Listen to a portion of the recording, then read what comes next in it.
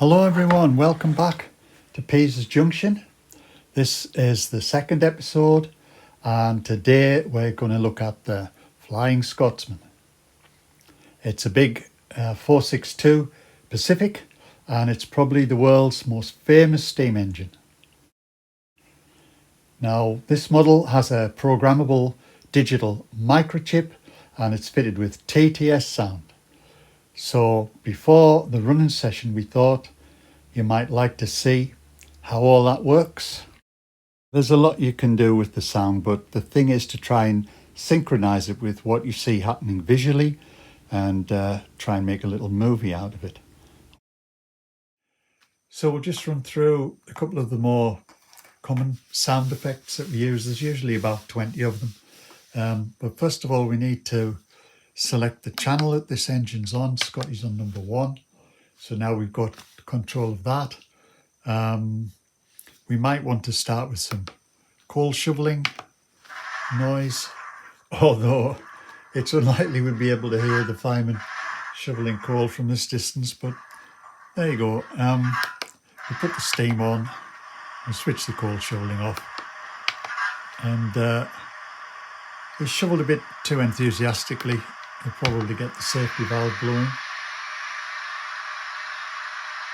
Or if you really want to get nasty about it,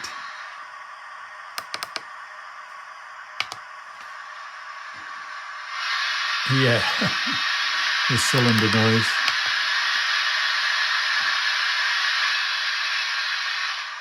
Okay, now when we're ready to go, we might hear the guard's whistle, for example. That's number 14. Select that.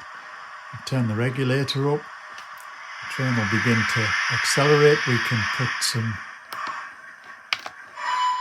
little toot on there. We could have some wheel slip if we wanted. It's up to you. You can just make a little movie out of it.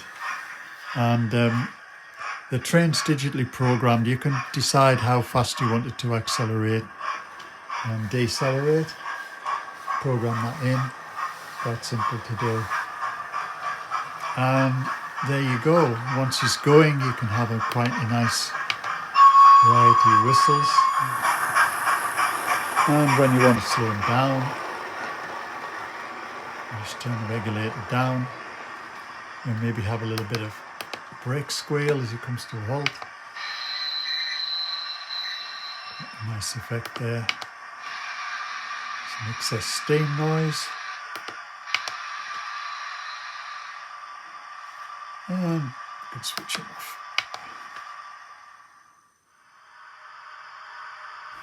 So let's put that together with what we're actually seeing on the screen, and it makes it more convincing.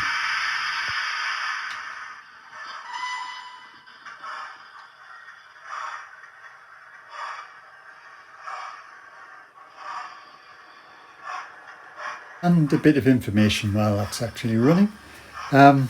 Just to say, strictly speaking, the Flying Scotsman is the name of the route up the East Coast Main Line from London to Edinburgh. Now, it used to stop at York to change crews, but in order to gain publicity for the business, the tender was redesigned with a corridor at the side so that the changeover crew could come forward from the coaches to the engine, and that enabled Scotty to do a well-publicised, record-breaking, non-stop run. Okay, so we'll get a couple of engines on with sound for a final running session, but first just a quick close-up look at the Flying Scotsman and the carriages that we're using today. These are Pullman coaches, which is appropriate for the Flying Scotsman. You see they have a good interior detail there, tables with table lamps on them.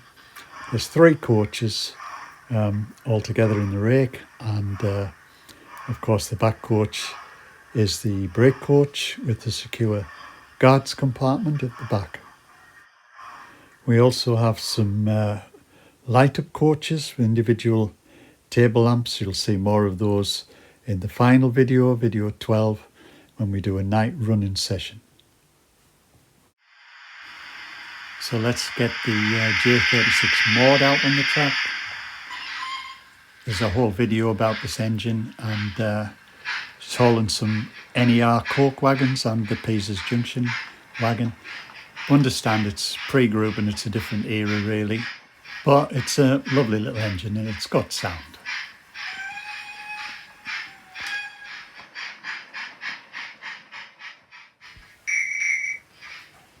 And this is the D11 Lady of the Lake.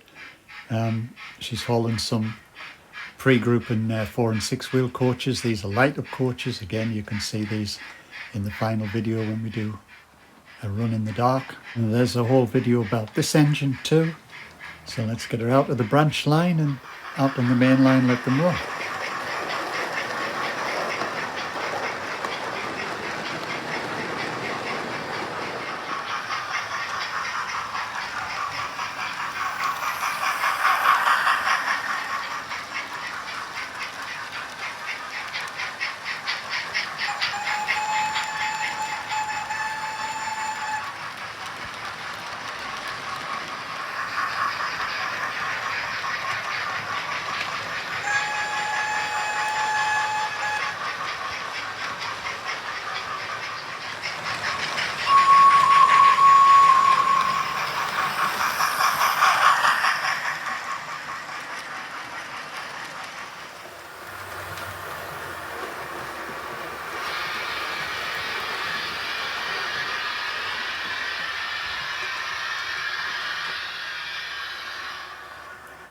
So we're arriving at Edinburgh Station.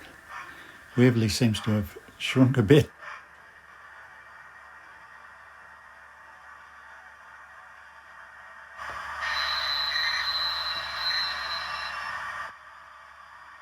And that's it for the Flying Scotsman.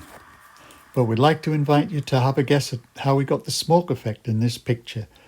Leave a comment if you think you know, and I'll let you know how close you got. Take care. Thanks for watching.